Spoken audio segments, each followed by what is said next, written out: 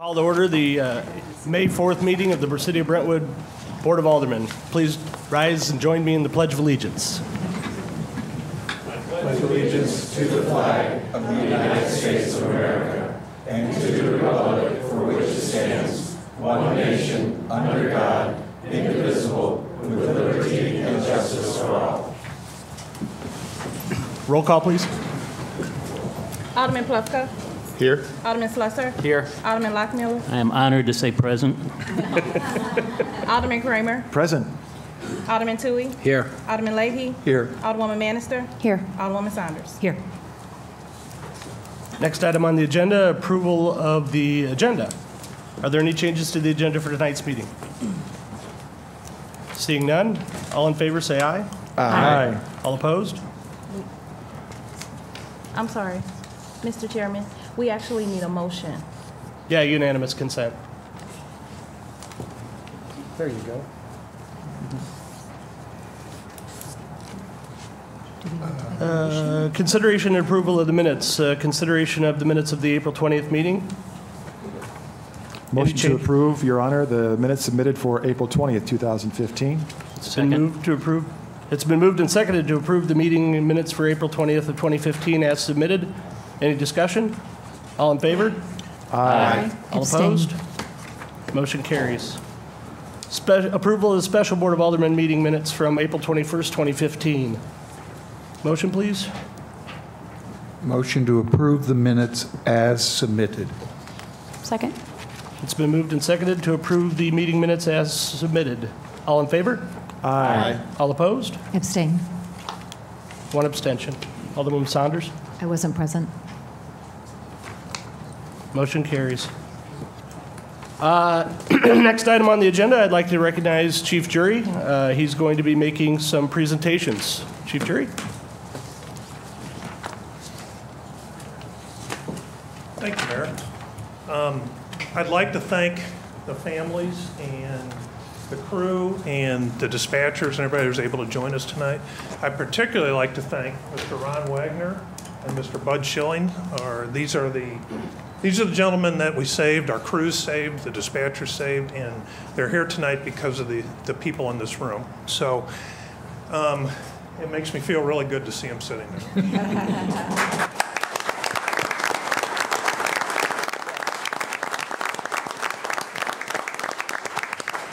I'd also like to introduce Mark Daughtery. Mark? Yes.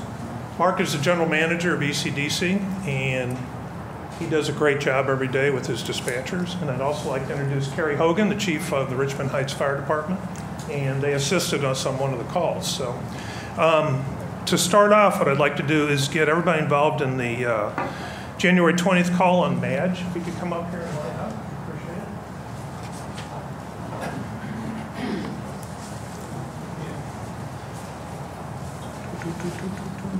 Dispatchers, come on up.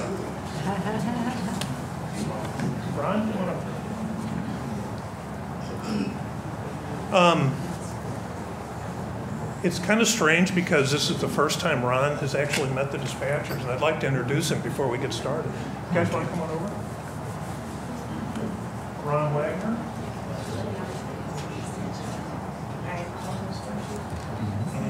These are the people that started the call and got everything going, and I'm going to read a little narrative of what happened that day, and we're going to hand out some awards. I'd like to say, too, that, you know, our crews do a great job every day. We know they do a great job every day, but dispatchers are under-recognized. It's one of the toughest jobs there is in EMS, police, fire. Dispatchers are the first people that interact with somebody when they have a crisis. They're the ones that have to talk them through the issues. They're the ones that have to get them to help. And without professional dispatchers, we're nothing. And I have to congratulate the dispatchers. They've done a wonderful job for us. So. On Tuesday, January 20th, 2015, the East Central Dispatch Center received a 911 call from a caller who stated that her husband was unconscious and not breathing.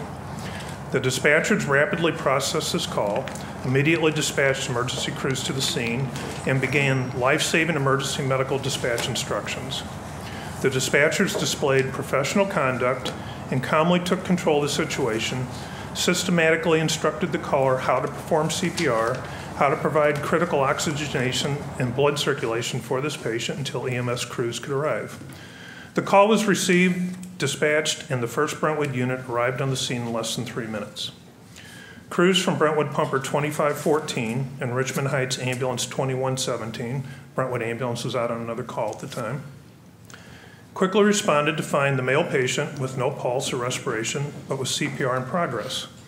Working together, the Brentwood and Richmond Heights crew began advanced cardiac life support measures in an attempt to resuscitate this patient. After extensive resuscitation efforts and high-quality CPR, the patient was rapidly transported to the hospital in the Richmond Heights ambulance, with medics from both fire departments working in a coordinated effort to resuscitate the victim. The patient went through a significant recovery process and was discharged from the hospital to continue therapy and daily improvements in home. This emergency medical incident illustrates the importance of a comprehensive emergency response system which provides rapid 911 call processing and dispatch emergency medical instructions for pre-arrival CPR, rapid emergency response from field crews, professional, highly trained personnel, teamwork between neighboring fire departments, and state-of-the-art medical equipment. All these personnel should be commended for their outstanding efforts, without which this patient would not be alive today. Therefore, it's our distinct pleasure to award the Brentwood Fire Department Clinical Save Award to these crews and dispatchers.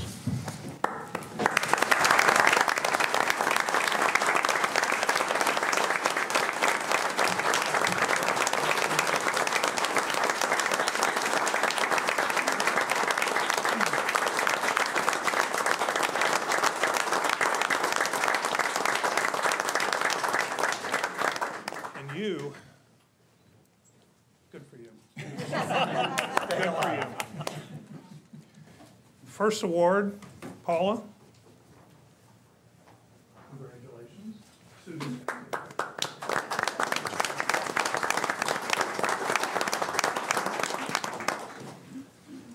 Jill. Congratulations.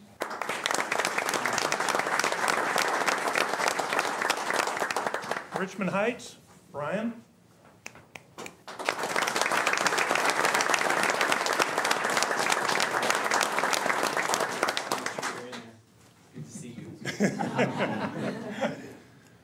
Stephen Niemeyer.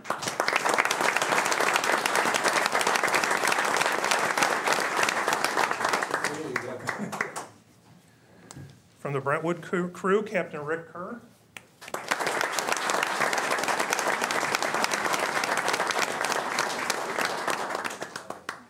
Lieutenant Dave Bruno.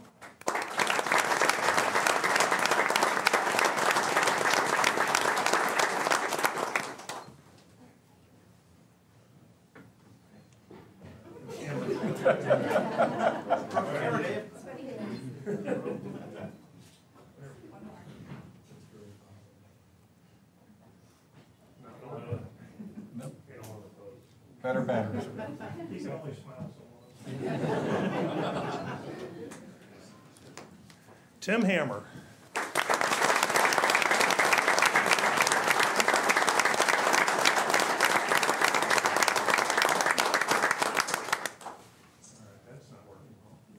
Can we get one for the budget, please?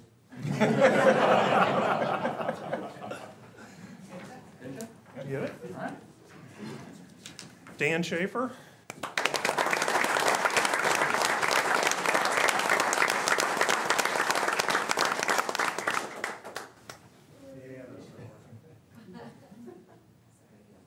And once again, it's good to see you.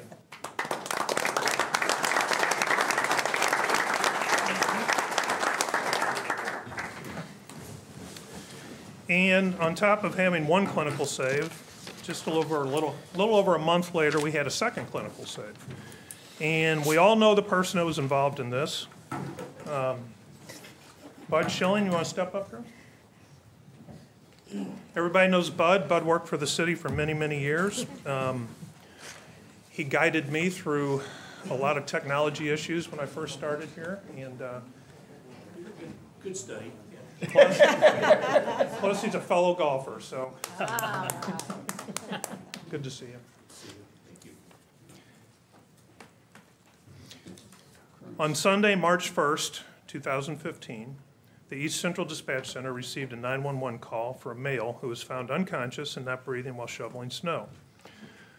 The dispatchers rapidly processed this call, immediately dispatched emergency crews to the scene, and began life-saving emergency medical dispatch instructions to 2 bystanders. The dispatchers displayed professional conduct and calmly took control of the situation and systematically instructed the bystanders how to perform CPR to provide critical oxygenation and blood circulation for this patient until EMS crews could arrive. The call was received, dispatched, and the first Brentwood units arrived on the scene in less than 3 minutes.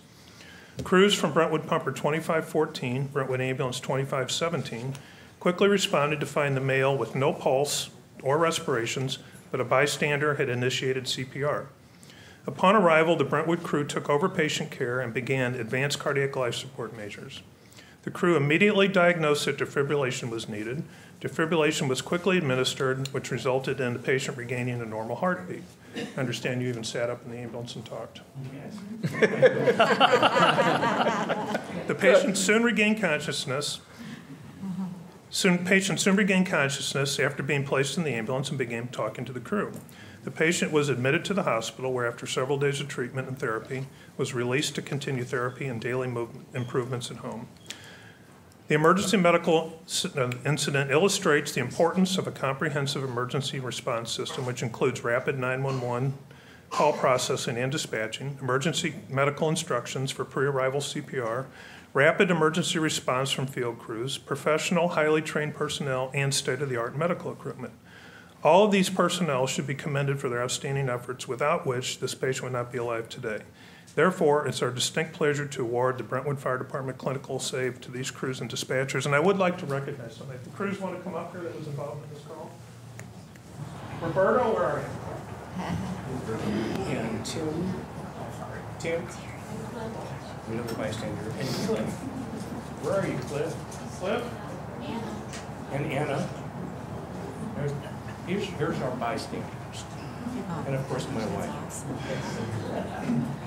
Roberto, if you just want to come over here for a second. I just want to introduce Roberto. Roberto's the one that started the CPR on Bud.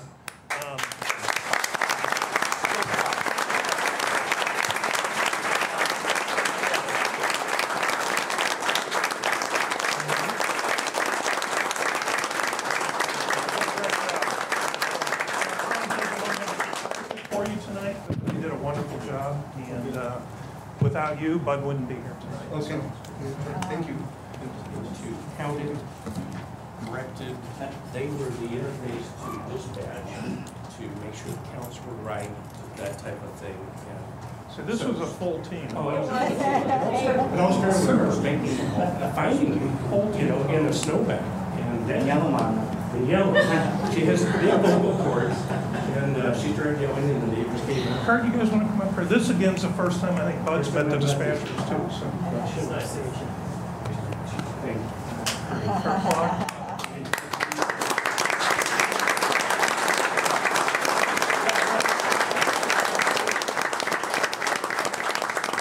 It feels good when things go right. So, Kurt, you want to step over here? Congratulations.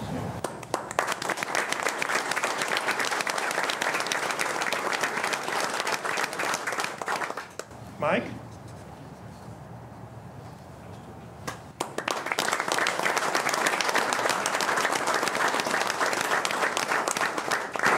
David Niemeyer could not make it tonight. I was going to call his dad up, but his dad would not come up. So, If I could make a statement, David Niemeyer's a real strong guy. He was one of the ones, he and Matt took over the CPR from Roberto. Only I think he watched Wrestling at the Chain. Where the guy gets on the top rope. Well, he was on top of 14 and came down with an elbow. Got into 3 ribs. that's David's patented move. That's his CPR move. The people's elbow. Matt Stoverink, Lieutenant Stoverink's our medical.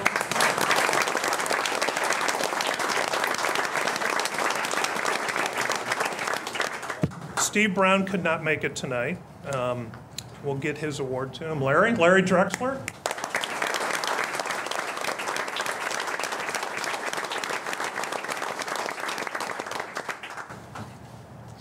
John. And finally, John Duncan.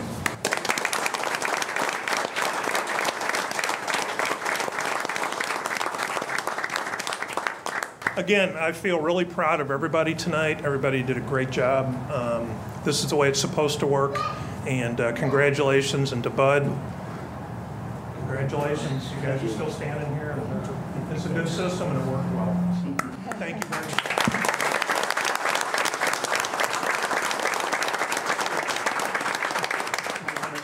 Huh? Oh, absolutely. Thank you, Chief Jury. I think Matt would like to say something real quick. Oh, Real sure. quick, Mayor and Board of Aldermen, I just wanted to say, you know, this is how things are supposed to go. You know, we knew immediately it was Bud when we got the call. Without these guys, the neighbors, you know, doing the CPR, it wouldn't have worked. So I just want everyone to know, learn CPR. It's so important. So I just wanted to let everyone know in the crowd that. So, Thank you. And, all right. Thank you, Matt.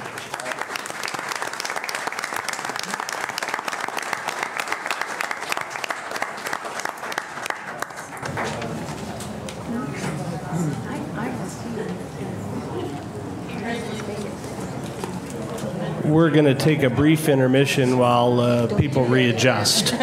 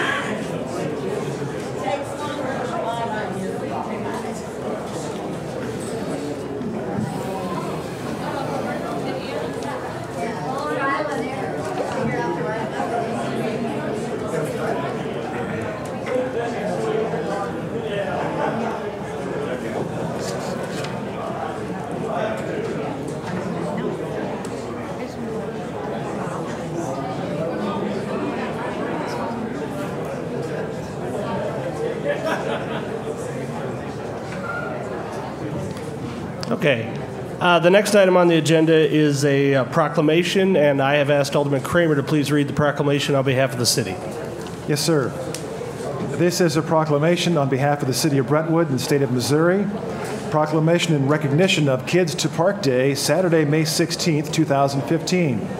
Whereas May 16th, 2015 is the 5th Kids to Parks Day organized and launched by the National Park Trust. And whereas Kids to Parks Day empowers kids and encourages families to get outdoors and visit America's parks. And whereas it is important to introduce a new generation to our nation's parks because of the decline in park attendance over the last decades. And whereas we should encourage children to lead a more active lifestyle to combat the issues of childhood obesity, diabetes mellitus, hypertension, and hypercholesterolemia. And whereas Kids to Parks Day is open to all children and adults across the country to encourage a large and diverse group of participants. And whereas Kids to Parks Day will broaden children's appreciation for nature and the outdoors. Now, therefore, I, Mayor Chris Thornton, on behalf of the city of Brentwood, Missouri, do hereby proclaim to participate in Kids to Parks Day. We urge residents of Brentwood to make time May 16th, 2015, to take the children in their lives to a neighborhood, state, or national park. Dated this 4th day of May, 2015, the city of Brentwood. Thank you, Alderman Kramer. Just to follow up on that, certainly be a good time to take advantage of all the wonderful parks we have here in Brentwood if you get a chance. So, Next item on the agenda is a public hearing on the petition for conditional use permit and site plan approval for retail use at 8515 Manchester Road. Anybody wishing to make a public comment may come forward after the presentation by Mr. Wise.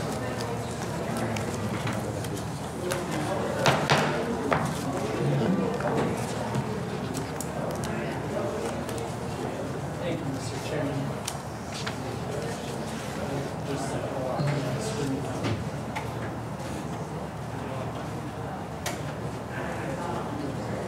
ABC Wireless has submitted a request for a conditional use permit and a site plan approval for a property numbered 8515 Manchester Road. The subject site is located... Excuse me 1 minute, Mr. Wise. Chief, does that door close? Oh, we have to. Okay. Sorry. Go ahead. Speak loud. The conditional use permit seeks to authorize a retail use selling wireless mobile phones as well as computer repair at the facility. All of the improvements that are at the site currently are intended to stay in place, and no additional building modification or site modification are proposed as part of this proposal. As the site is 0.25 acres in size and zoned GC General Commercial District, a conditional use permit is required to authorize the retail sale use. The Planning and Zoning Commission reviewed the request in light of the standards in section 400.670 of the Brentwood Municipal Code.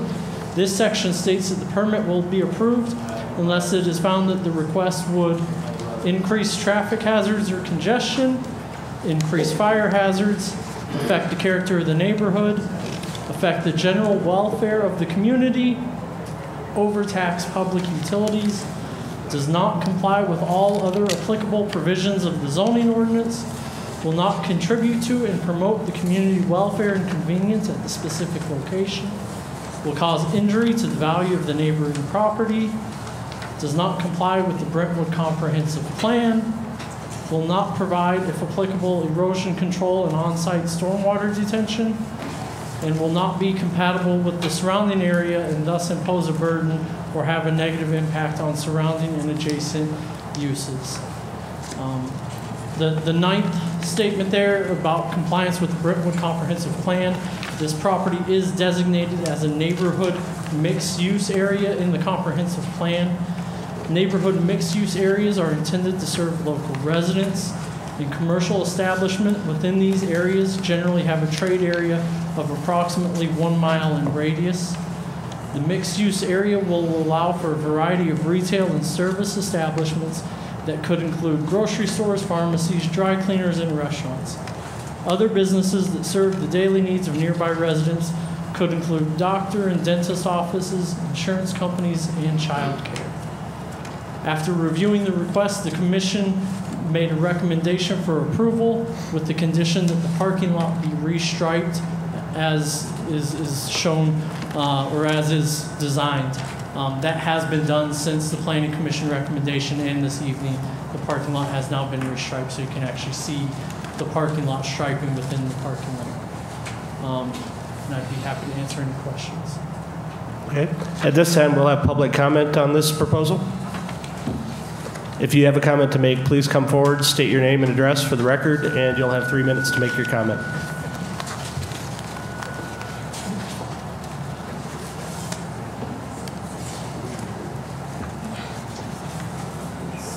Tom Dawson, 2516 Melvin Avenue.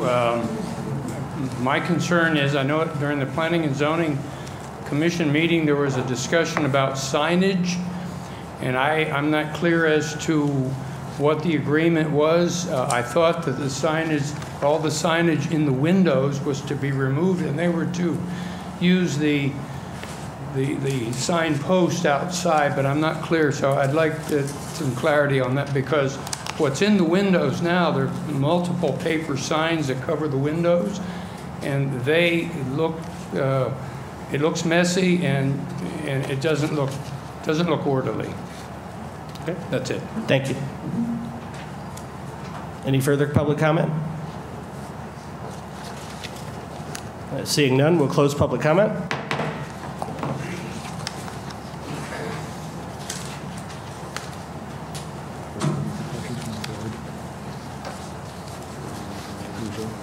Questions from the board? Questions from the board? Or no? Yes, I have a question for the board, but you want to do it now or you want to do it at the time of Do the it during reading? the debate? Okay. During the Yeah. debate, that would be fine. Next item on the agenda is bids. City Administrator Akande. Thank you, Mr. Chairman. Tonight, the Parks and Recreation Department is seeking approval to choose contractors for 4 work packages for the renovation that is going on at present at the Brentwood Recreation Complex site. If it pleases Mr. Chairman, would you please recognize Brian Nuring from SM Wilson to present the bids? The chair recognizes Mr. Nearing. Good evening. On April 20th of 2015, we took bids for 4 work packages for additional work to transpire at the Brentwood Ice Rink. The 4 work packages we took bids on were work package 13, which is ice rink, amenities, dasher board, and stadium seating benches.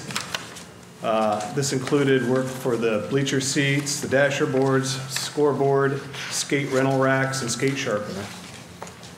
We also took bids on work package 19, site demolition and grading, work package 22, the food service equipment, and work package 24, landscaping and irrigation.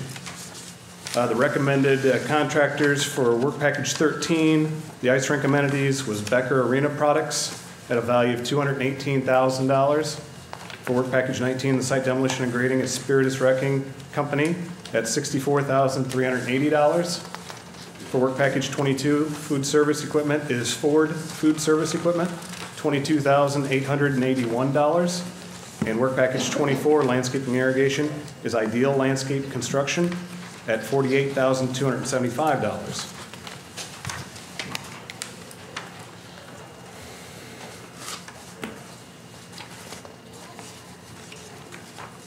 Does the board have any questions? Alderman Plufka. Thank you, Mr. Mayor. I have 2 questions, excuse me, for Brits representative of Wilson. The first question is why the base bid from Becker Arena lists $190,610, but as is reported, it's $218,000 in the front page. The other question I have is more of a general question, and it's I'm sure there's an easy answer, and I'm sure it's going to prove to be a dumb question, but we put out the bids, but we only received 1 bid for the wrecking and for the site demolition and grading, and we only received 1 bid for the food service equipment. Those are my 2 questions. Thank you, Mr. Mayor. Sure. I'd be happy to answer those for you. The first question relating to Becker Arenas and the value of $218,000. I'm sorry, I should have explained that in further detail. Their base value bid was for the $190,610. And then there were 8 items that we bid as alternates for that work package, and they're outlined in here as well. And so let me see if I can get to that so I can give you the full breakdown of them. The first alternate was for the nylon netting that goes above the backer boards. The second, and that's really a safety feature item. A lot of these items we had them break out because of the ability to allow multiple bidders to bid on this work. We broke things out that some may or may not be able to include, and that way we can get everybody to bid on it, and then we can add the pieces to them that make sense from a cost standpoint. So the first one is the netting, and that is a safety feature, obviously, that protects the spectators. The second alternate was for an impact-absorbing cap rail, and this is a relatively new feature that goes around the dasher boards. And this particular bidder with Becker cannot bid that, so they did not bid on that alternate item because it's sort of a proprietary product that one of the manufacturers is currently making. And so it can be used on their product, we just can't buy it from them. So we're going to have them, or we're going to purchase that separately and then install it on their board system. Alternate number 3 was for the seamless glass. This is at the player's bench and at the scorer's box, and it provides better visibility for the scorers and that, and so they don't have the obstructions at the glass panel joints. Alternate 4 was to supply and install the arena panels, and these are a closure panel on the back side of the dasher boards, so it's on the public side. And if you don't, it's more of a cosmetic and a sanitary feature so that people don't drop things and it doesn't get filled up with debris and cups and wrappers and et cetera. Alternate number 5 was for an anodized finish on the aluminum glass panel supports. This is just to give it additional protection and that maintain so it won't corrode or become discolored over time. Alternate 6 is for the anodized finish on the aluminum panels.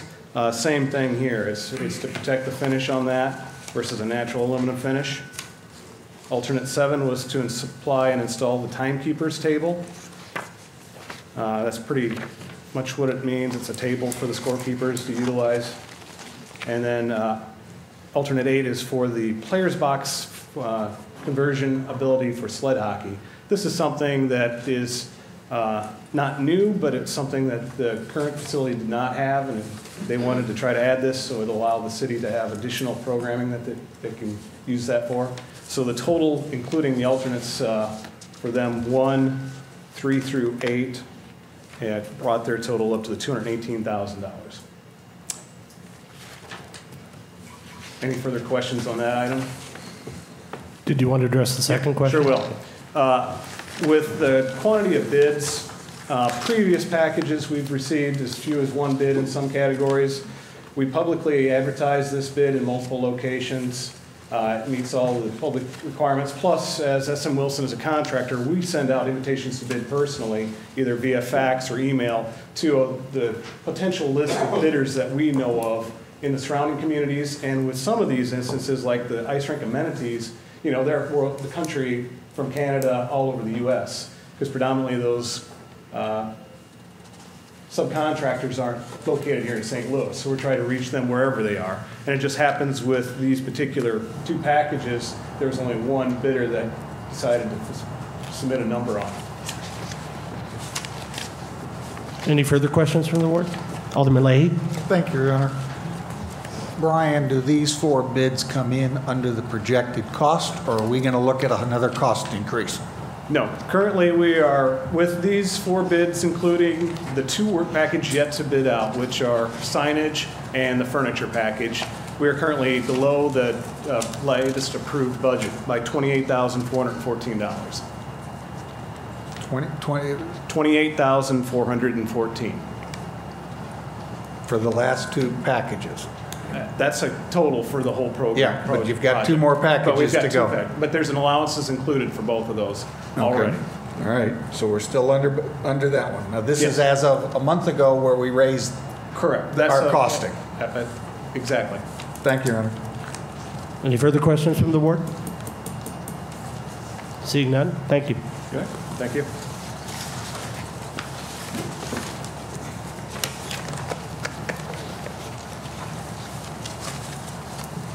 Next item on the agenda, hearing on any matter of public interest upon request of any person present. If you have any comments to make, please come forward, state your name and address for the record, and you'll be given 3 minutes to speak to the board.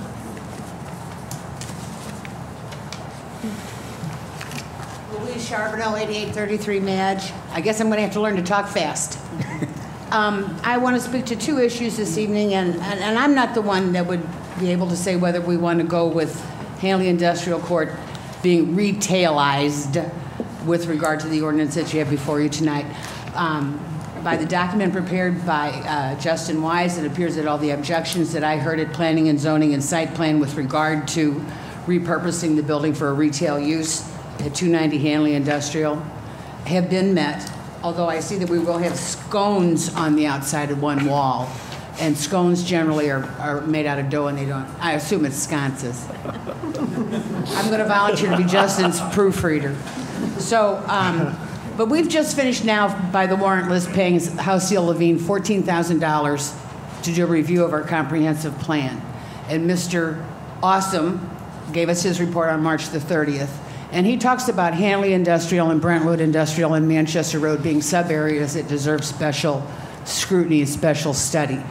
So while the conditions for this particular use in this particular building may be met, I believe that we need to forestall any additional retailization of Hanley Industrial till the area is studied, till the owners, all of the affected parties, the owners of the buildings, if they're happy with the LID, if they want to go PD, I think that needs to be addressed for future, for making development decisions, revitalization of that area. Secondly, I noticed that you're ready in your zeal and your enthusiasm to make your appointments tonight, and I hope that you recognize the institutional memory that's posited in our senior board members with regard to your committee appointments. If you recall, at his last donuts Friday morning, Mayor Kelly said he's mourning that the institutional memory that he has of things that have gone before for the last 14 years will be gone. In your efforts to promote the new guys, and we've got some new guys, please don't forget that we have experienced aldermen who have been chairing committees who maybe know a direction that they were going. For example, Ways and Means was getting ready to tackle employee compensation, things like that. So that's it. Thank you very much, sir. Thank you, Ms. Charbonneau. Any further public comment? Seeing none, we'll close public comment. Next item on the agenda, introduction, reading, and passage of bills, requests, and resolutions. Yes, Your Honor, if we could, I'd like to request that we take Bill number 5966 and 5967 off of hold and for consideration for tonight's bill readings. Second. It's been moved and seconded that we remove bills number 5966 and 5967 from hold and resume the discussion. Is there any discussion? All in favor? Aye. All opposed? Motion passes. Bill 5966 has had first and second reading, and the board has commenced discussion. This time, I'd like to invite the board to make any further discussion on Bill 5966 that they may care to take. Alderwoman Saunders. Mr. Chair, I'm not certain that we had both readings. If that could just be clarified with the attorney. Mr. City Attorney? I don't specifically recall if we have one reading or both readings. I'd have to go back and review the minutes. I believe the minutes stated that we had first and second reading. As long as we've had both readings, that's fine. Okay. Madam City Administrator, will you check that, please? Will do. Oh, the 6th? We did. We don't have the minutes for the meeting on the 6th. We would need to verify that. Stand by. Can I get a motion for a short recess? Second. Second. I need a motion first. So moved. It's been moved and seconded that the board take a 5-minute recess. All in favor? Aye. All opposed? We'll recess for 5 minutes. Where's Justin? We're doing fine. Doing fine.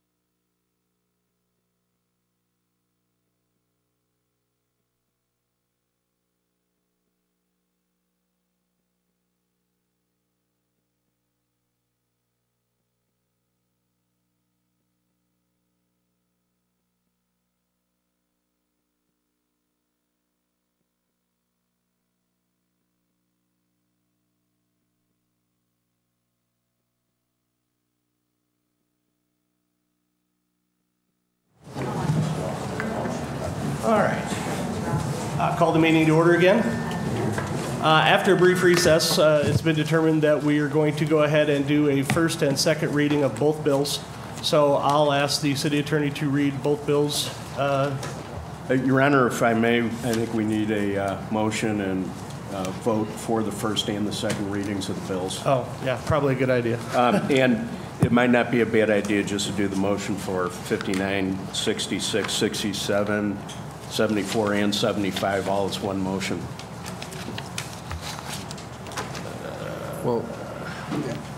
Your Honor, motion to have the first and second readings of Bill number 5966, 5967 as amended, also Bill number 5974, and Bill number 5975. As amended. As amended. I have a question. I'll second the motion. Okay, it's been moved and seconded that we have the first reading of bills number 5966, 5967, 5974, and 5975 as amended. Is there any discussion of the motion? Alderman Saunders. Mr. Chair, in meeting with you, I thought we were going to start doing staggered readings. So since the issue has come before us on the first two bills that were on hold, I could understand maybe doing both readings tonight on that. But the other two issues, I didn't know if you were going to go ahead with your initial reading and the second reading at the follow-up meeting. Yeah, as discussed. Yep. What, sorry, and I should have taken this up actually at the approval of the agenda, so it's my fault.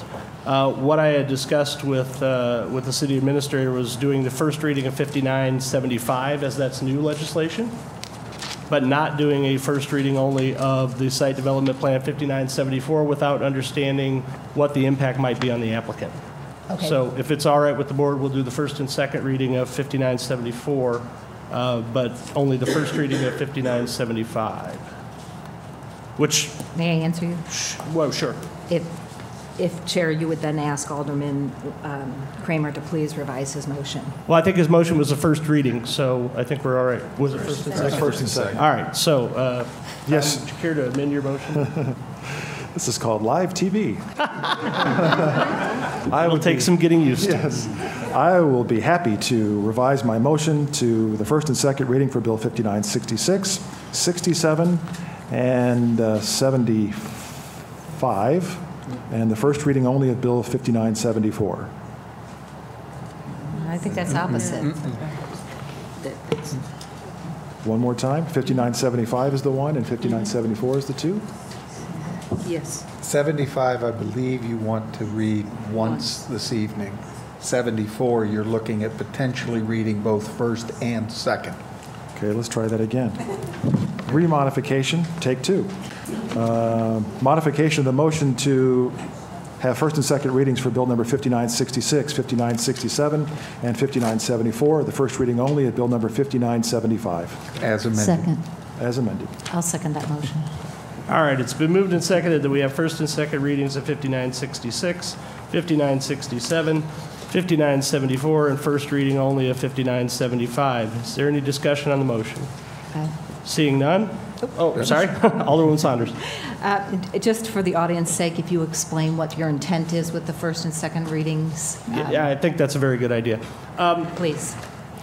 For the benefit of the audience that's present here, we as a board have discussed a new procedure for legislation coming before the Board of Aldermen, whereby we will stagger the readings of all new legislation by default.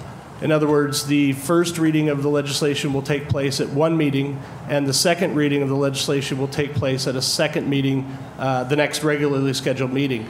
The intent is to give the public and the Board of Aldermen a chance to digest the legislation before they have a need to discuss and vote upon it. So going forward, the board has decided that that'll be the default rule for new legislation, and since Bill number 5975 is new legislation, we will try that new method on Bill number 5975, and that's why you see the confusion up here tonight. It's being caused by the adoption of that new process, which we hope will work better, but first time out, you know how it goes. So that's what's going on. Thank you, Alderman Saunders. Thank you, Chair. Mr. Chair. So, did we have a vote on that motion? I'm sorry. No. All in favor of the motion? Aye. All opposed? All right, the motion carries. So we'll commence to first and second reading of 5966. First reading Bill Number 5966 by title only, an ordinance amending the zoning map of the City of Brentwood to rezone certain property number 290 Hanley Industrial Court from LID, Light Industrial District, to PD, Planned Development Overlay District, and establishing the effective date of this ordinance. Your Honor, would you like the synopsis again? Yeah, synopsis, please. For those that may have missed an earlier meeting, Bill 5966, previously on hold, the change in zoning from Light Industrial District to Planned Development Overlay District at the 290 Hanley Industrial Court location. The bill covers an ordinance for the change of zoning at 290 Hanley Industrial Court from LID, Light Industrial District, to Planned Development District, or PD. Planning and Zoning Commission has reviewed and recommended approval of Bill 5966 by a vote of 5-0. Thank you, Alderman Kramer. Director Wise, do you have information for the board on this matter? Yes, thank you, Mr. Chairman. The request is for a change in zoning from 290 Hanley Industrial Court from the LID to the PED district. This is in conjunction with Bill number 5967 the public hearing was at the April 6th meeting.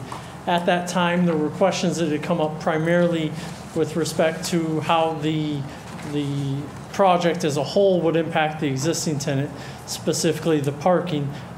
Those issues predominantly come up in bill number 5967 as opposed to 5966.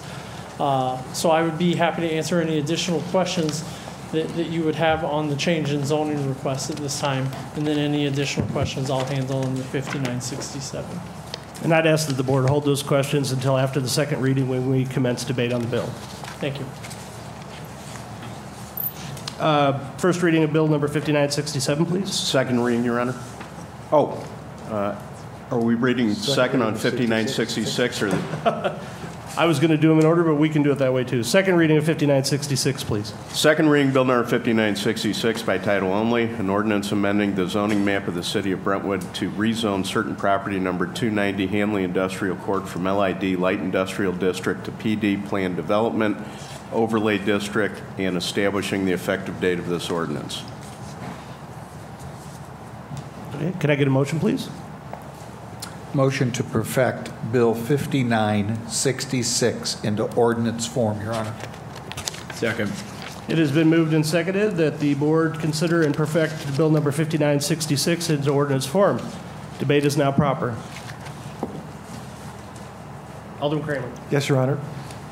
Previously, going back almost to, I guess, a couple of meetings now, Justin, we had a statement by one of the, I guess, the existing tenant at the existing property. And since that meeting, I understand that there has been some, I guess, rectifying of some issues that maybe were not quite in agreement. Can we get a statement from either developer or Justin about that topic before we move forward? Is Mr. Golterman here by chance? Your Honor, point of order. Alderman Leahy. The question being asked is more favorable towards Bill 5967 versus the changing in zoning. I think we should hold off to the question till we get to the actual conditional use permit issue versus the zoning issue. However, both of these, I'm sorry, Mr. Chairman. Both of these bills were placed on hold. Yes. For the same reason. Whoa. Sorry. I'd like to recognize you before you speak. Okay. So, I thought I still had the floor. I thought you were finished. It's Okay. my bad. All right. So, Alderman Leahy, is that your comment? That's my question, sir. All right. Alderman Kramer. Yes, sir. My understanding is that these two bills were placed on hold for the same reason. And so before entertaining both of these bills, which we've now taken off hold, I was hoping to get a statement to answer the reason why they were put on hold to begin with. If the other Alderman Leahy wants to wait until the second bill, that's okay, but we're playing semantics, I guess, to a certain extent. Okay. Is there any further debate? Alderman Plefka. Thank you, Mr. Mayor. When this was first before Planning and Zoning, I seem to recall there was at least some discussion with regard to whether or not this proposed change in zoning was going to incorporate some alteration in the designation of planned development insofar as it was going to include or allow for things not otherwise normally included in planned development. But I don't see that reflected in what we're dealing with tonight. So I just wanted a clarification more than anything else from Mr. Wise or from whoever as to whether or not this proposed change is strictly from LID designation to PD designation as it currently is defined without any alteration or changes to this specific parcel. Thank you, Alderman Plewka. Director Wise, would you care to come forward and comment on those?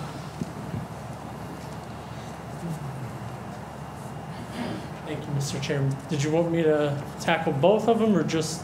Well, since I messed up on Alderman Kramer's, let's take his first. Okay. I have been in contact with both the property manager as well as the existing tenant several times. We were hoping that the existing tenant would be able to be here this evening. They unfortunately had a show that prevented them from being able to come out. They have reviewed the existing plan.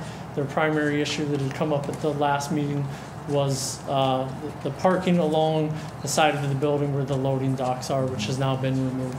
They've sent me several emails iterating that they are supportive of the new plan, they welcome their new neighbor, and they appreciate the board's consideration through the entire process. Thank you. To the second question about changes to the PD district, the proposed change in front of the board this evening is simply the change from the light industrial to the PD district as it stands. There was some discussion at the Planning and Zoning Commission about, I believe it was research and development allowances within the PD district. That has not come out of the Planning and Zoning Commission as of yet. Thank you. Thank you. Thank you. Alderwoman Saunders. Thank you, Mr. Chairman. My question would be, what is the benefit of rezoning this to planned development as opposed to just doing a conditional use permit for light industrial, allowing additional retail? Director Wise. Retail use within the light industrial district is limited to 25% of any user, so it doesn't allow a strict retail user, even under a conditional use permit, to operate in the light industrial district. Can I answer back? Or so my understanding then, you can't increase the amount of retail allowed by a CUP? So any user could have up to 25% of their gross floor area for retail uses. The other 75% would have to be for some other use, manufacturing, warehouse, something along those lines. And that there is no flexibility within the code that would allow a conditional use permit to alter those percentages. Okay. And then, do I continue? And then the other question would be, so if we rezoned to planned development, then we're going to permit a conditional use permit, one to allow warehouse. Is warehouse normally not considered under planned development?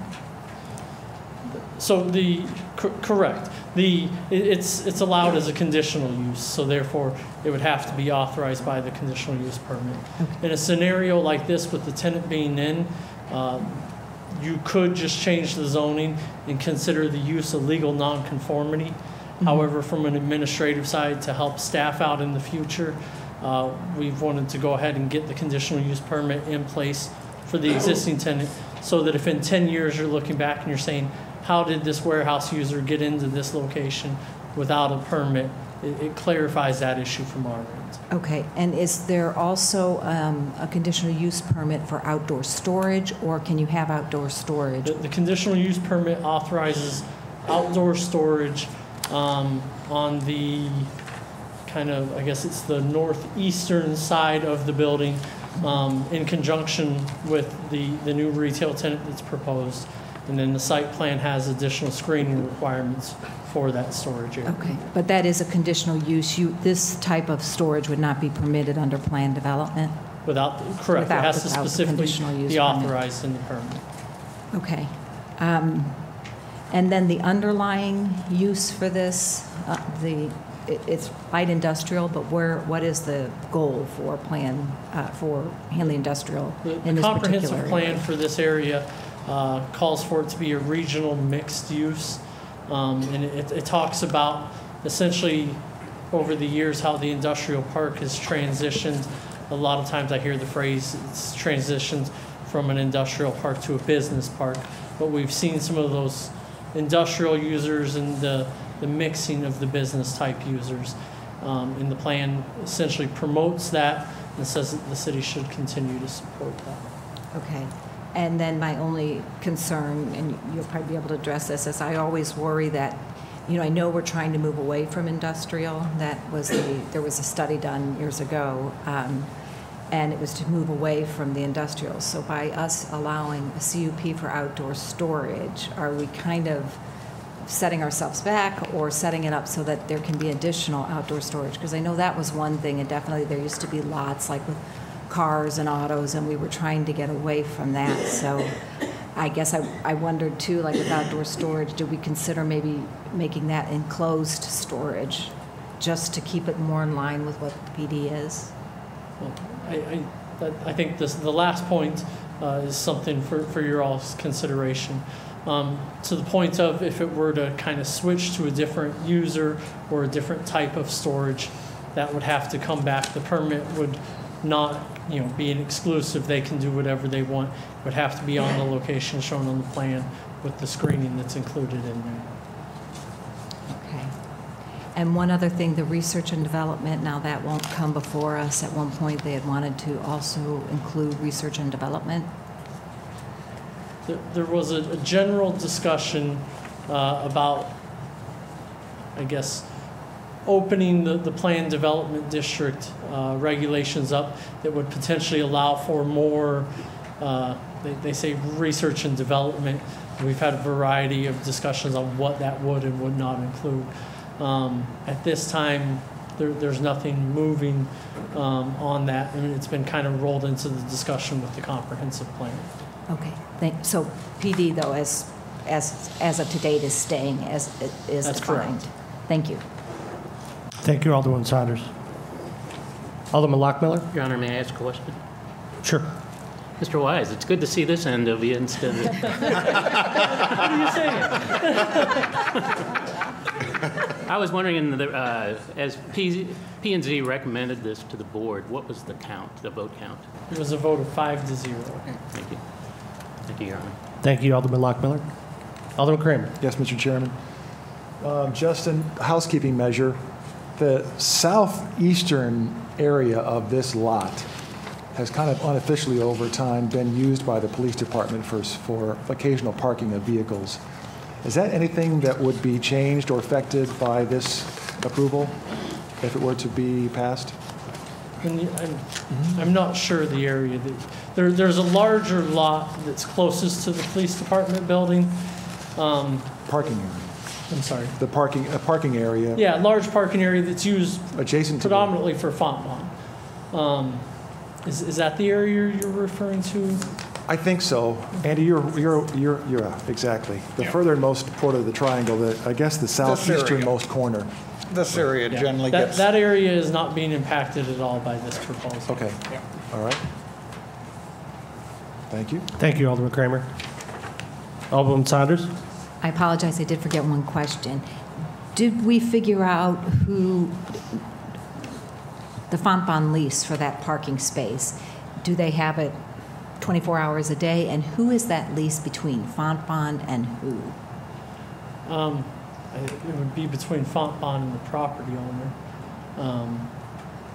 I know there was some discussion at Planning and Zoning where some of the members felt that when that agreement was made, it was for around the clock, and some felt that it wouldn't conflict because there's a nighttime use. It's my understanding that I went to the minutes, but they're not there online. It's my understanding that it's an exclusive agreement that Fontbonne has on that, which would be 24 hours a day.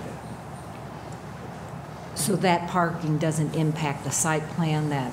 Correct. So all the changes to the site, so the parking calculations that are on the plan do not take that southeastern parking lot into account. So the building as it stands with the potential retail user going in would require 49 parking spaces, and there are 51 parking spaces provided on the plan. Okay, great, thank you. Thank you, Alderwoman Saunders. Any further? Any further discussion from the board? Are you ready for the question? Roll call, please. Your Honor, I believe have we had a first and second on the bill yet? Oh, okay. I'm sorry.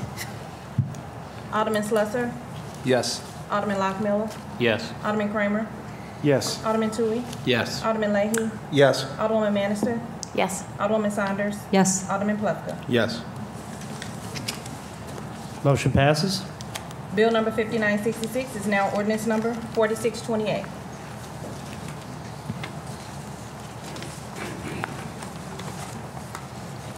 Next item is bill number 5967. Could I get a motion, please? First reading? Motion for the first reading, please.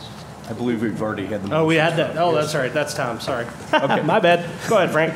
First reading, bill number 5967 by title only.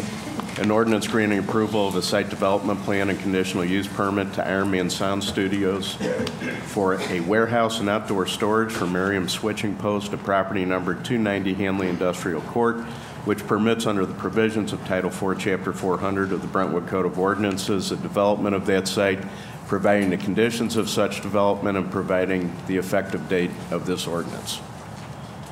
Synopsis, please. Yes, Your Honor. Bill number 5967, previously on hold and amended. This is for conditional use permit and site plan approval for 290 Hanley Industrial Court. The bill covers an ordinance granting site plan approval for building and site modifications to incorporate a new tenant space along Strassner Drive. The conditional use permit authorizes the existing warehouse use to continue to operate as a legal conforming use. Additionally, the conditional use permit authorizes outdoor storage on the east side of the building, that in conjunction with the new retail tenant with screening as indicated on the site plan. The City of Brentwood's Planning and Zoning Commission has reviewed and recommended approval of Bill 5967 as amended by a vote of 4-1. Thank you, Alderman Kramer. City Attorney, second reading, please. Second reading, bill number 5967 by title only.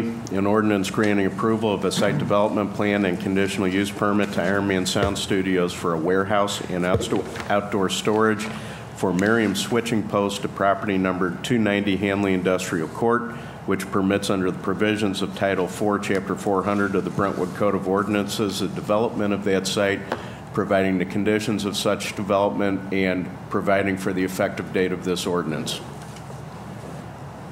Thank you. Director Wise, do you have information for the board? Thank you, Mr. Chairman. I think we hit on several of the changes during our last discussion. The bill itself has been amended. The only change to the bill is on page 2, section 1. As the site plan was amended, the references to the plan and the date of that plan have been reflected in the current ordinance. So that's what the amendment to the bill itself is. Again, the parking has been removed along the loading areas. The site still meets the city's minimum parking requirements, and the existing tenant has conveyed to city staff that they are supportive of the plan. Thank you, Director Wise. Thank you. Could I get a motion, please, for one of the aldermen to accept the amendment as proposed by Alderman Wise?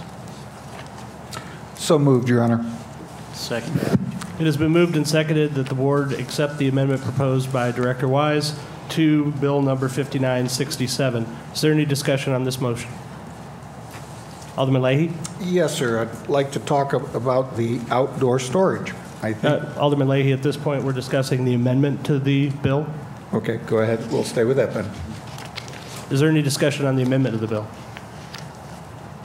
Seeing none, Alderman Plufka. I have a question, Mr. Mayor. Would this be a time, there was during public comment, there was a comment which is, it does indicate that there is a typo in this ordinance as proposed. Mm-hmm. In terms of subsection, under section 2, subsection E refers to scones instead of sconces.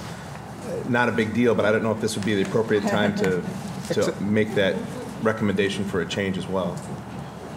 Okay, I'm going to take that as a motion to amend the motion to amend to include replacing scones with sconces So the motion before the board is to amend the amendment to include replacing scones with sconces. Can I get a second on that? Second.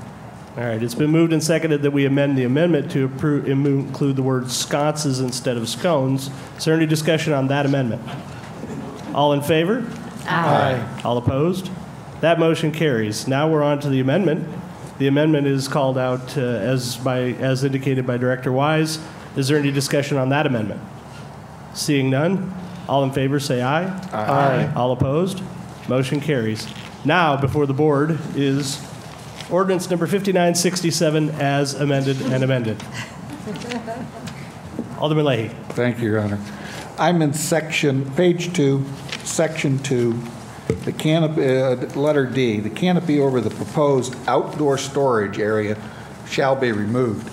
The question that I have is the outdoor storage area. This board has wrestled with allowing Target to have outdoor storage, Walgreens during the Christmas season to have outdoor storage, the RMP group down on Manchester Road to have outdoor storage. The question that I have for the applicant is, in this outdoor storage, are we talking about just product, or are you going to bring in a storage bin? And are we setting a precedent, gentlemen and ladies, to future businesses that want to have this versus working within the confines of their brick and mortar building? Thank you, Alderman Leahy. Mr. Director, I'll allow you to answer that question if you know the answer. I would actually, if you would entertain it, the applicants from Miriam are here this evening, and they could probably address how they intend to use it more thoroughly than I could. I can pass on that they've relayed that it would be used for product that they have, outdoor patio sets, things of that nature that they do store outside, would be in this area. So it would be product. It wouldn't be a container necessarily. So we're talking about something like currently what's happening at Ace right now, where they put out all of their pots and flowers and stuff and set up their little tent to work that area as part of their storage and product area, versus Target wanted to bring in 10 container holders and just stack them behind the building and just here, I can have extra merchandise sitting out on the side. It would be more similar to the Ace. However, it would be behind the fence, so it wouldn't be directly sitting on the public right-of-way. If we approve the ordinance as currently written, would the applicant be able to bring in a storage container and just stick it behind the fence and use it for a area to store product from the facility? Yes. Thank you, Alderman Leahy.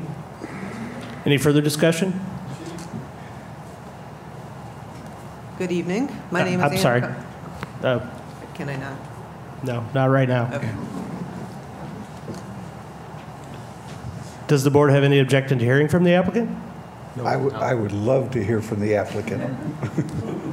Are there any objections from the board? By unanimous consent, the board will hear from the applicant. Sorry. No problem. My name is Ann Carr, and I'm the manager at the Miriam Switching Post. And to address your question, the use of the outdoor storage would be for outdoor patio furniture, the types of donations we get for things that are outside. It might be a bicycle. It might be some flower pots. Most of the time, it's chaise lounges and a patio table and patio furniture, that sort of thing. Would you have any heartburn if I amend D to specifically eliminate a permanent outdoor storage container? No, that would be fine. Thank you. Great. Alderman Plufka. Thank you, Mr. Mayor. Could the applicant explain, for the benefit of the Board of Aldermen, the relative size of this storage area, at least in relation to the indoor retail space, its dimensions and its proximity between the eastern edge of the property and then the elevated Metrolink track immediately to the east? I'm not certain what the dimensions are. It's currently fenced in right now. So that wouldn't change. We're screening it from the front, though, so you would not be able to see anything that was put back behind there. The access will be from the backside, and we will walk customers over there if they want to see some of the product back there. But it wouldn't be accessed from the front of the building. And what is currently canopied Yes.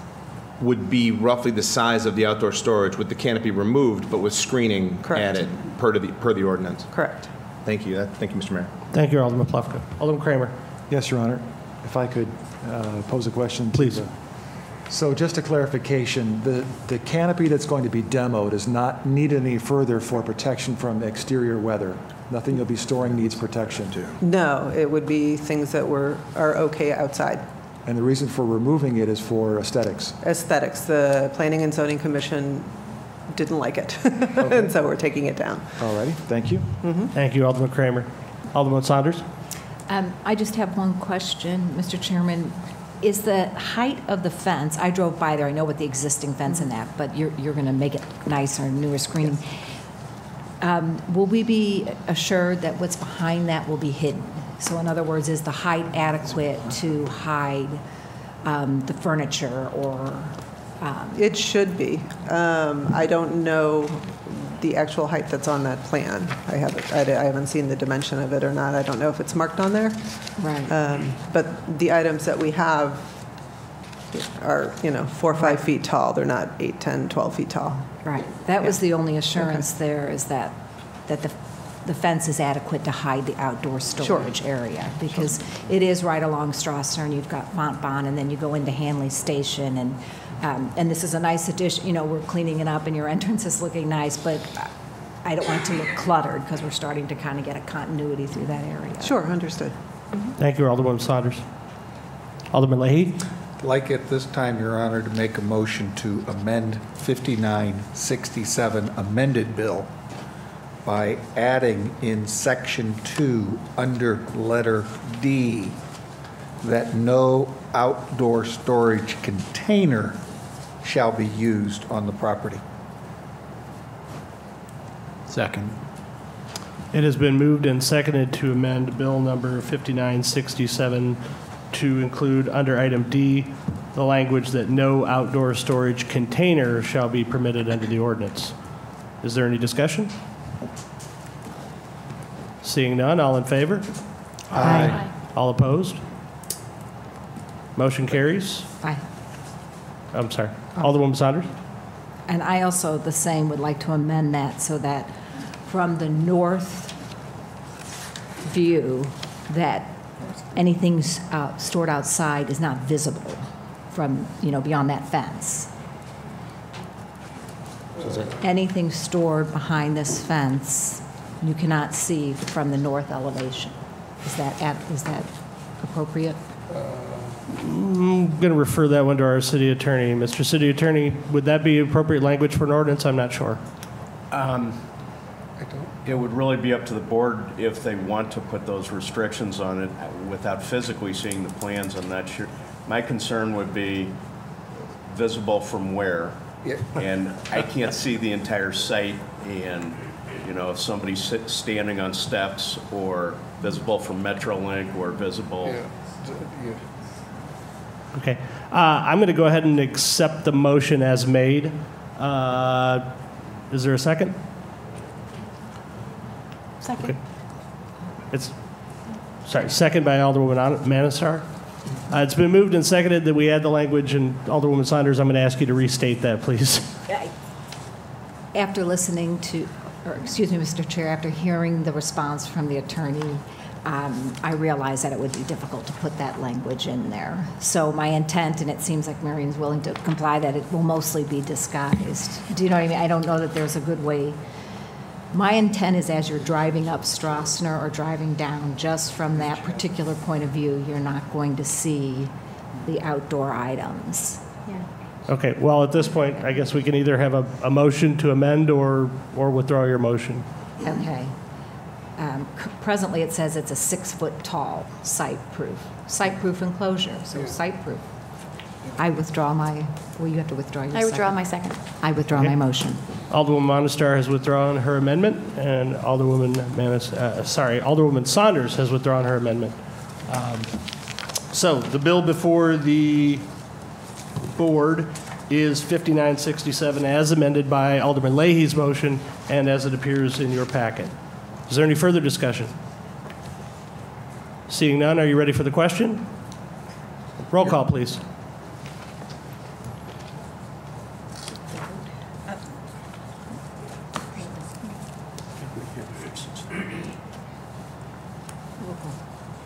Okay. Alderman Tui? Yes. Alderman Leahy? Yes. Alderwoman Manister? Yes. Alderwoman Saunders? Yes. Alderman Plufka? Yes. Alderman Slusser? Yes. Alderman Lockmuller? Yes. Alderman Kramer? Yes. Motion passes. Bill number 5967 is now ordinance number 4629.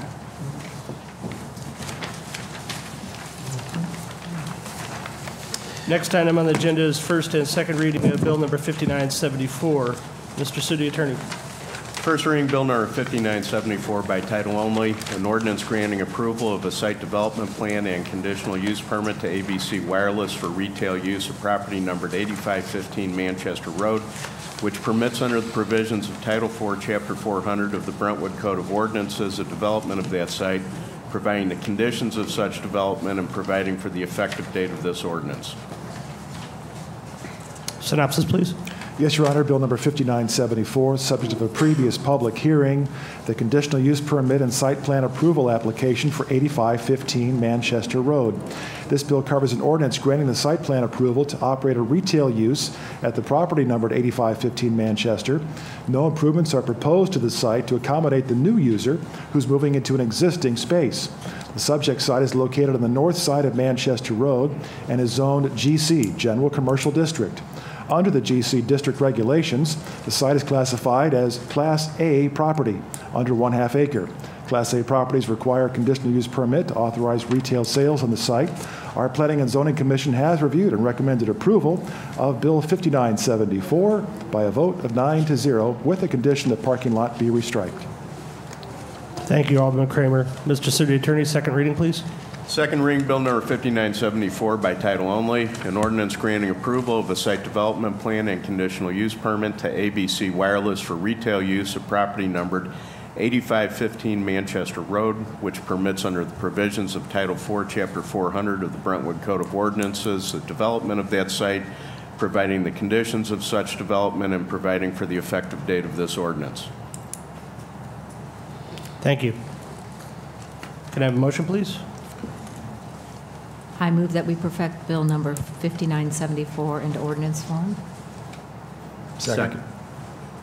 It has been moved and seconded that the board perfect bill number 5974 into ordinance form. Mr. City Director of Planning, do you have any information for the board before we begin discussion? Thank you, Mr. Chairman. Just one quick comment. During public comment, there was an issue of signage that was brought up. Signage on this property is regulated under the city's zoning ordinance, so it's not a part of this application. It's handled separately. The existing window signage that is in the window currently, the resident was correct. The applicant did say that they're going to be removing that, and then they're looking for more permanent signage options for the site itself. I've been talking as recently as this evening with the applicant on permanent signage solutions for them that fit within the city's zoning ordinance. So that's still forthcoming, and that is a staff administrative approval. So that's not part of this. And that's all I have for you. Okay, thank you. Are there any questions for the director? Alderwoman Saunders? Just one. I'm glad that the applicant is going to go ahead and remove that signage, but in the event it doesn't happen, does our code enforce that it does? What they have right now, I'm 98% sure exceeds our window signage allowances within our zoning ordinance. Okay, so then we're working to get that resolved. Okay. Absolutely. Okay, thank you. Alderman Leahy? Justin, I'm a little confused. Building 8515 Manchester, is this not the same property that the lawn care group came in and said they wanted to do the reconstruction and put their service facility in this section? This is one property to the west. That was 8513. 13. Yes. So this is the building. It currently has the smoke shop on one side and Wild Nails on the other. And there's a tenant space in the middle of that, which is where this would go. Lawn care was actually one building to the east of that. But under his conditional use permit, they were going to change that entire parking lot to allow a wraparound driveway. The parking lot on that was actually to the east of 8513 and wrapped around to the north. It never touched this subject. Okay, so we're not going to create a problem with these No problem. Thank you for correcting me. Thank you, Alderman Leahy. Alderman Plufka? Actually, Alderwoman Saunders asked the question I was going to ask. Thank you, Alderman Plufka. Any further debate? Seeing none, are you ready for the question? Roll call, please. Alderman Slusser? Yes. Alderman Lockmiller? Yes. Alderman Kramer? Yes. Alderman Tui? Yes. Alderman Leahy? Yes. Alderwoman Bannister? Yes. Alderwoman Saunders? Yes. Alderman Plufka? Yes.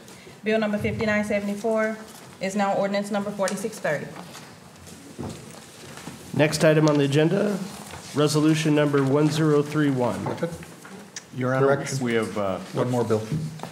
The contract. Oh, I'm sorry. Yeah, my fault. Next item on the agenda, first reading of bill number 5975.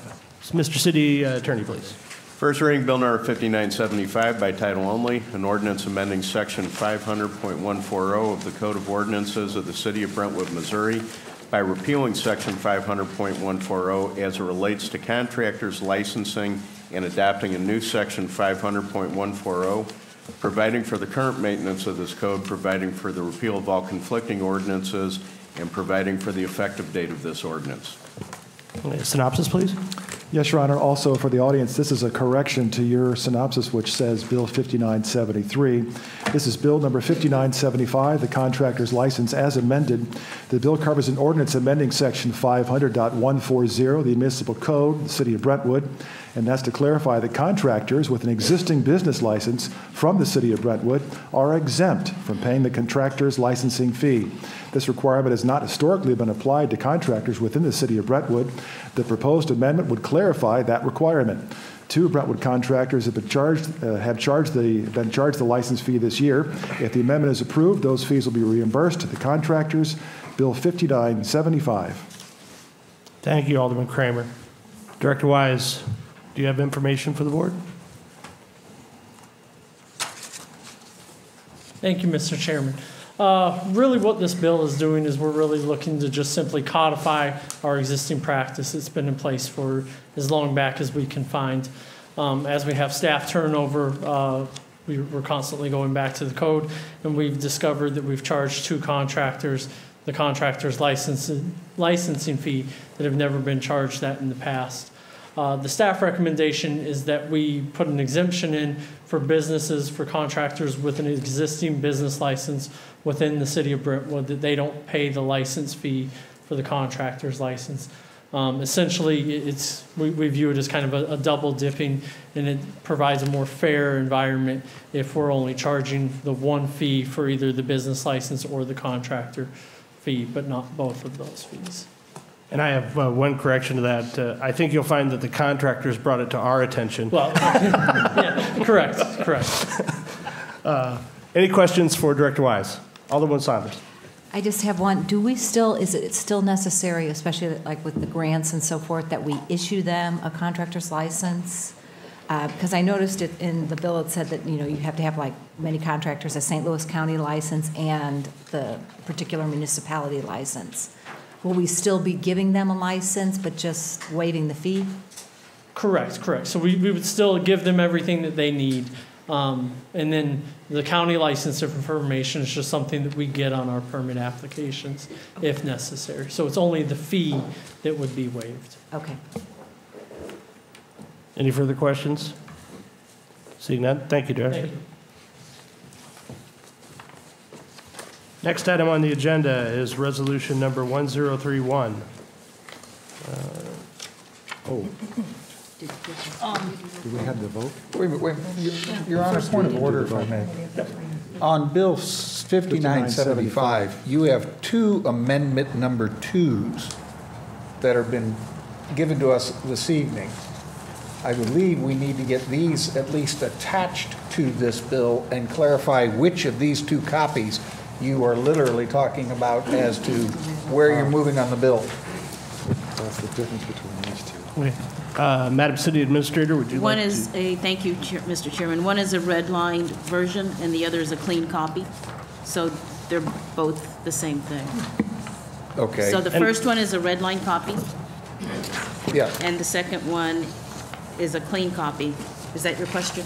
Well, so the question now becomes, which bill? Are we dealing with the amendment number 2 bill, or are we reading in the 5975 bill?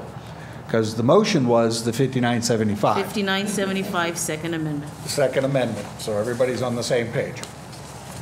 Yeah, and I'd just like to point out that bill has never come before the board before, so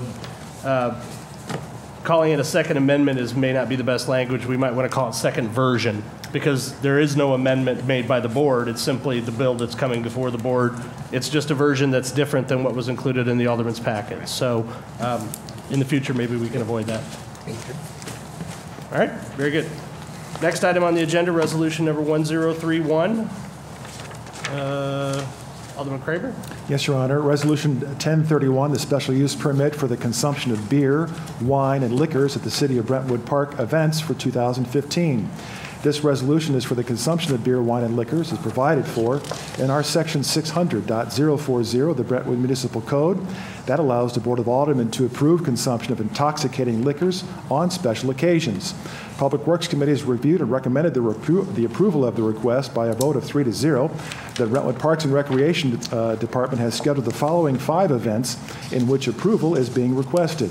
Number 1, the Music on the Menu concert series, co-hosted with the West Community Credit Union at Brentwood Park, June 5, July 3rd, August 7, from 5:30 until 9:30 p.m. each evening.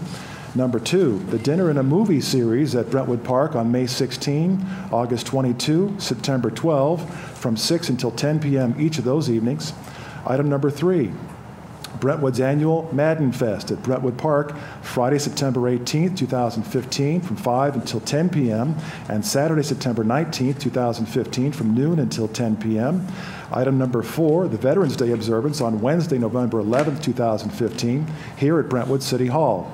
And finally, the annual Holiday Open House, Monday, December 14, 2015, at our Brentwood Recreation Complex, Resolution 1031. Thank you, Alderman Kramer. Is there any debate on the resolution? Seeing none, all in favor? Aye. Aye. All opposed? Resolution carries.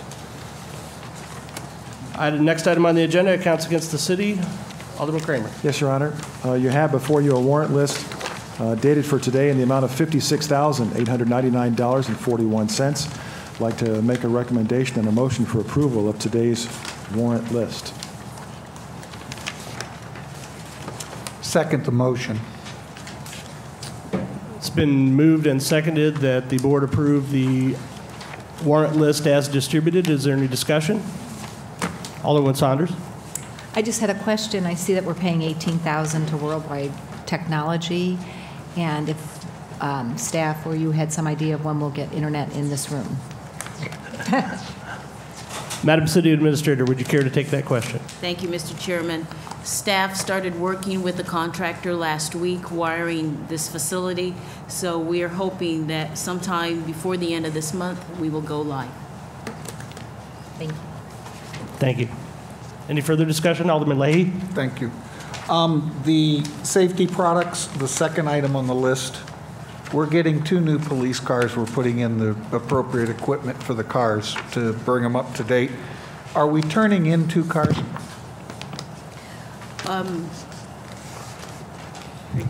Madam City Administrator. Thank you, Mr. Chairman. What we are attempting to do is first determine what the trade-in value would be for these cars, and or if we could get a better deal for them on Gov Deals. So depending on the higher amount, that would determine what option we would follow through with. Would it be possible to take the current equipment out of the 2 vehicles and transfer them to the new vehicles versus buying all new again. I mean, a gun rack doesn't really go bad, does it? If, Mr. Chairman, you would recognize Ben Von Hartz. Ben? Good evening. I'm Ben Von Hartz, Project Manager, Public Works. To address the question, they're getting rid of the Dodge Chargers. They're buying Ford vehicles. The equipment is made to fit the Chargers, is not made to fit the Ford vehicles. So, no, I can't transfer. No, we cannot transfer. Thank you, Ben. Besides that, the people who want the Chargers might want gun racks.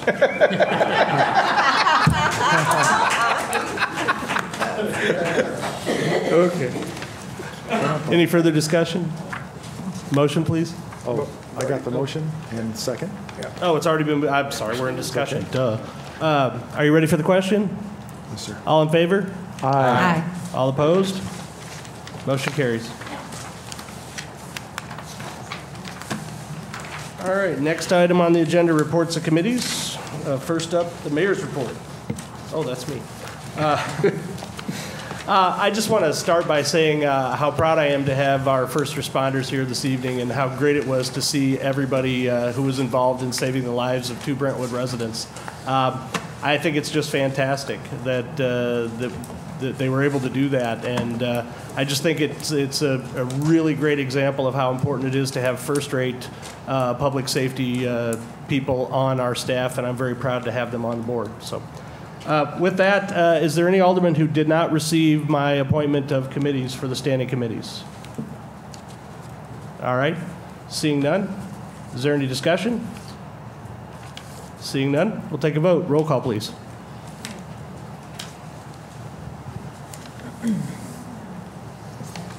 Alderman Kramer? No. Alderman Tui? Yes. Alderman Leahy? No. Alderman Manister? No. Alderwoman Saunders? No. Alderman Plufka? Yes. Alderman Slusser? Yes. Alderman Lockmiller? No. Okay. The appointments have failed.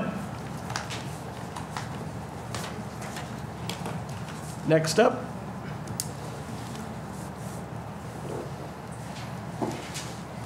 Report from the Public Safety Committee. Your Honor, I'm sorry. It would appear I'm the Alderman only Kramer? member of the Public Safety Committee that's currently elected. So there is no report. Okay. Public Works?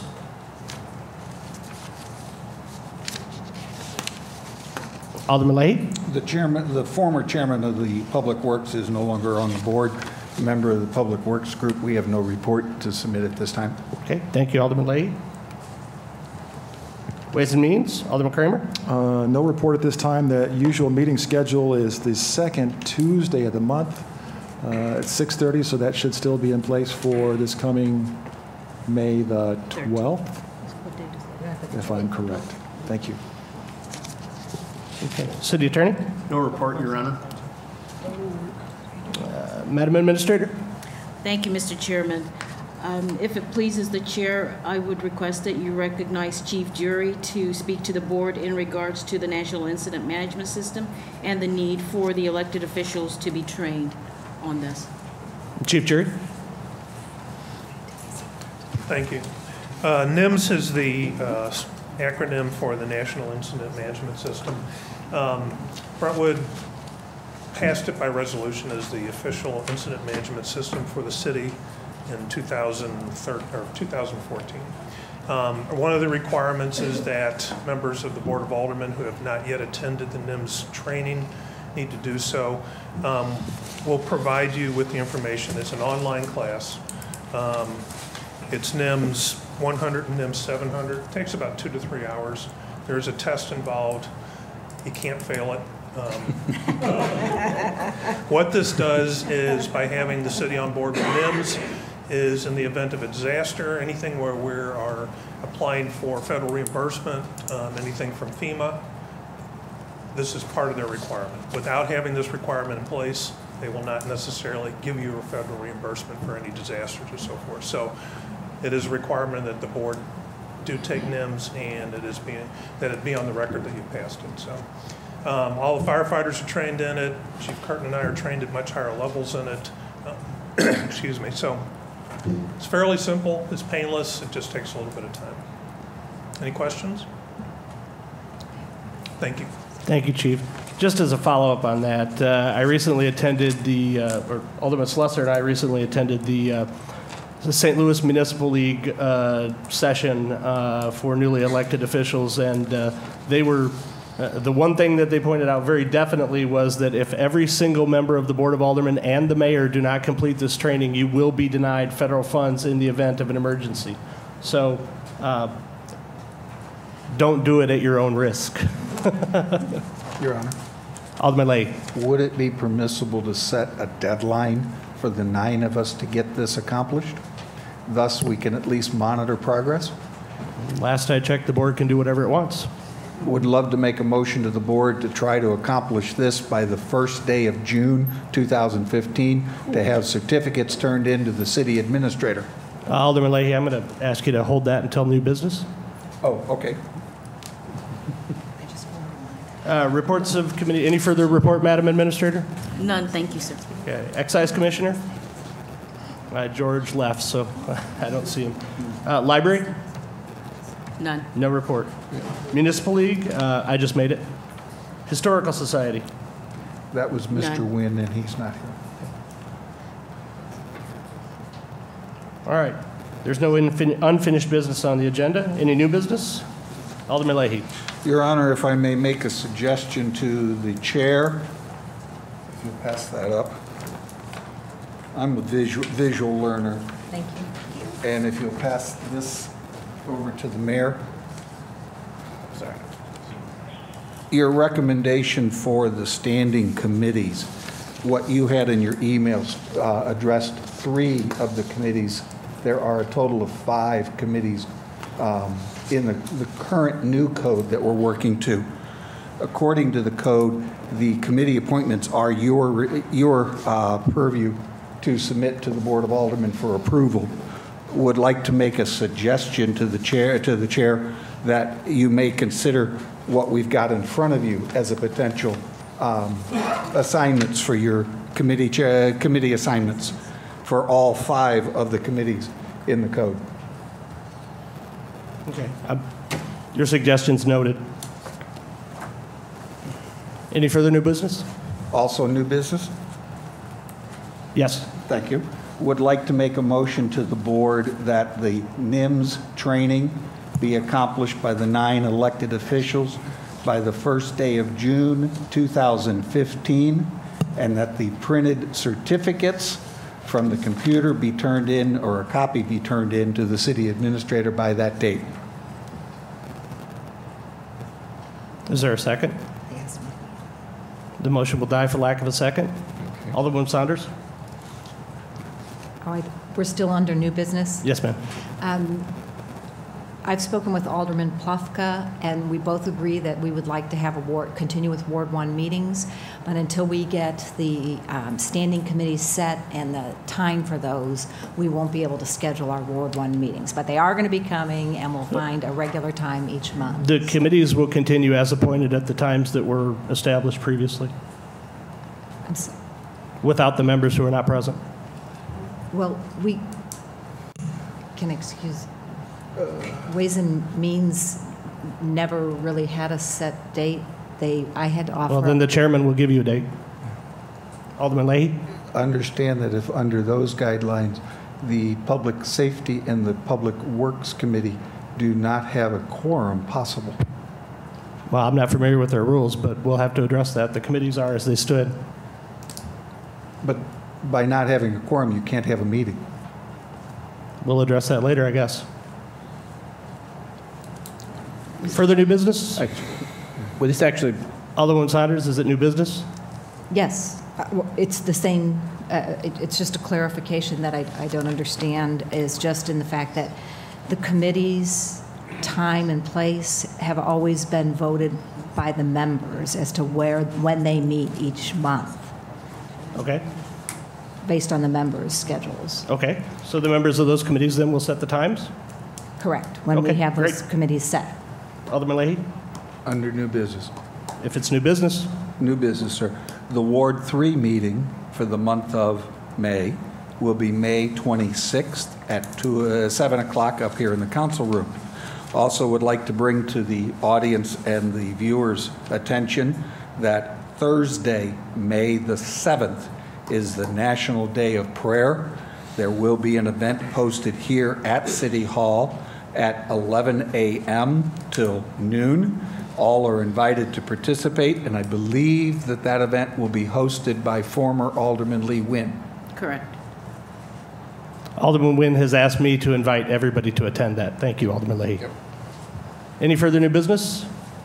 Mr. Chairman, this is not new business. I thought it was your intent to appoint someone to the Planning and Zoning Commission.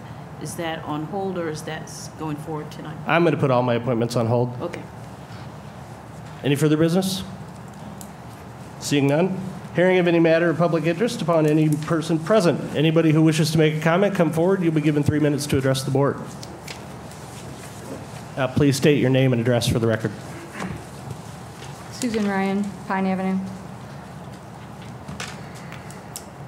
I'm curious as to how the appointments work, that we have a new mayor that makes an appointments. There's no discussion, there's no explanation. And sitting in the audience, I'm wondering what that speaks to. That we have 4 aldermen that have been on the panel, a new alderman, and that we've just voted down new mayor's appointments. It doesn't speak well to me that I expected us to come to a new day, a new consideration. I'm disappointed. I don't know what that means, but it certainly doesn't feel that this is a cooperative effort moving into the first meeting. I don't know what that means, because we don't sit here and we don't speak and we don't talk about it. But I will stand and say, it feels extremely disappointing. Thank you. Any further public comment? Chief Jury. Just a quick announcement. The fire department's having its annual open house this Saturday, May 9th, from 11 to 1. Everybody's welcome. Have tours of the firehouse, tours of the truck, hot dogs, barbecue. It was a great event last year, so everybody's welcome. Anybody who hasn't been, it's a wonderful tour, and they make a mean hot dog.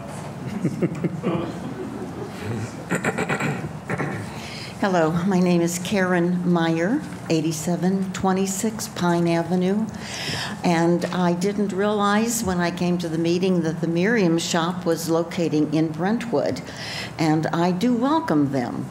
However, I do work at a small retail shop that is immediately north of the existing Miriam shop, and the nature of their business is to take in donations of all types of products, small and large.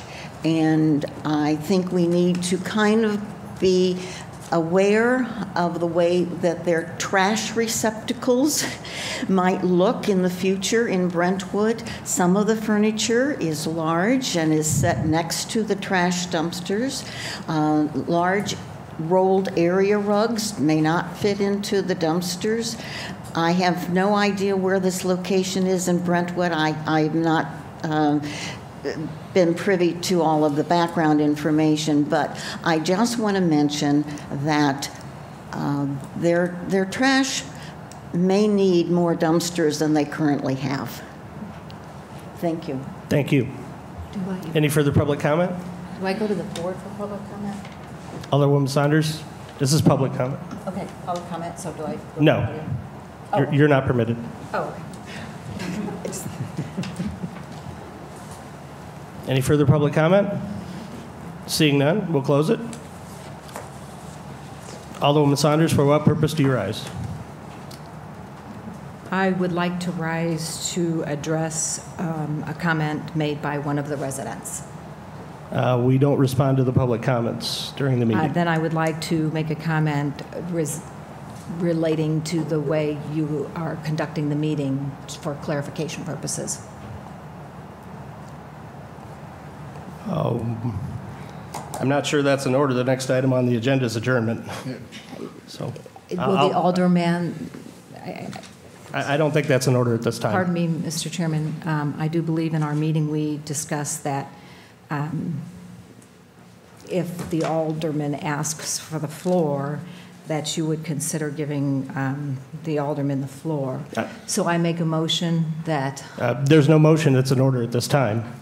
I asked for what purpose you rose. You answered me, and I said that I don't believe your purpose is in order at this time. The first one, so then I answered the second one, and... There's no motion that you can make. Okay, I misunderstood during our meeting. I thought you always said that you can make a motion to be heard by the floor, and if you get a supermajority, you can. But I just don't understand all the rules yet, but I'll get it. Well, I want to make sure you're clear. When you asked for the floor, I asked for what purpose you were asking for the floor, and the purpose that you asked for the floor was out of order by my judgment. So, Alderman Leahy? Motion to adjourn, Your Honor. Second. All right, it's been moved and seconded that we adjourn the meeting. All in favor? Aye. All opposed? Motion carries.